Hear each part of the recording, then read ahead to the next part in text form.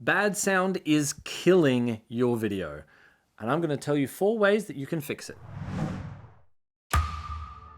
The first thing that can be killing your sound, nay, this one could kill your microphones, is hairspray. If you have hairspray near a lavalier microphone like this one, hairspray is basically aerosol adhesive. And if aerosol adhesive sticks to the grill in your microphone, whether it's a boom microphone, whether it's a lapel microphone, it's gonna block it up. No sound can get through, and your microphone is dead. It is kaputs, it is gone. You're gonna have to buy a new one. So if you see someone coming at your talent with hairspray, cover that microphone really quick.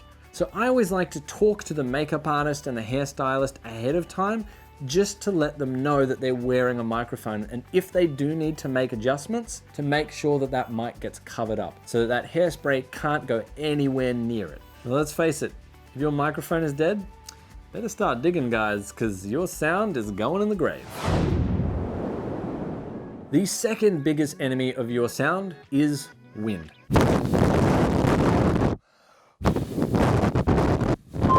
So if you have a microphone that is uncovered like this one, and you're gonna be shooting outdoors, you are gonna get that sound all over the place. The solution is to bring along something called a windsock. Now, that is something that you just slip over the microphone. It looks like a little furry animal, and it's just got all those fibers are gonna absorb all of that wind noise and help keep it off the grill of your microphone. So invest in one and save yourself from wind noise.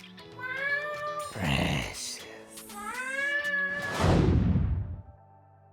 The third enemy of your sound recording is location sound. And location sound can have a lot of different forms. If you're shooting on a location that's under a flight path or near an airport, then planes are going to be your problem. If you're shooting near a construction site, then you're going to have jackhammers and loud guys going in the background of your sound, and they're going to cause an issue. If you're shooting near a highway, then you're going to get traffic noise. So what you need to do is check ahead of time, where's your location going to be? Look it up on Google Maps. See, is there a train line going near there? Is there a highway?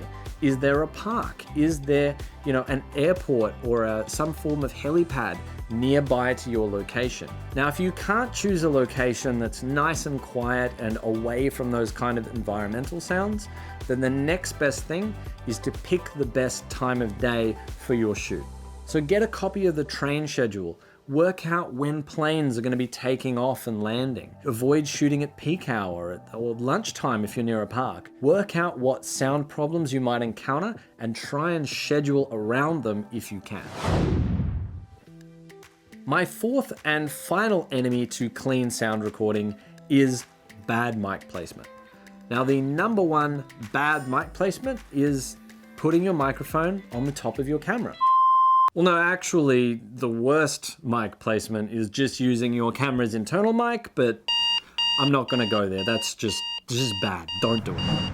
Now, a camera is, gonna be 4-6 feet away. That's a fair distance. And what that means is you're gonna have to turn up the input volume on your camera to get healthy levels.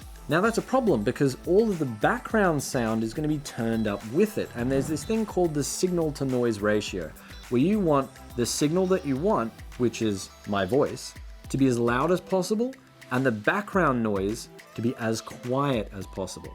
How do you do that? By getting your microphones as close as possible and turning your volume down as low as possible.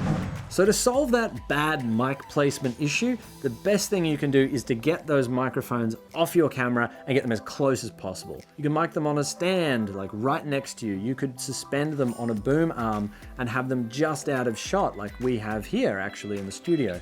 Or you can use a lapel microphone like this one. It's gonna be really, really close to your mouth, and it's going to give you really deep, resonant, clear sound.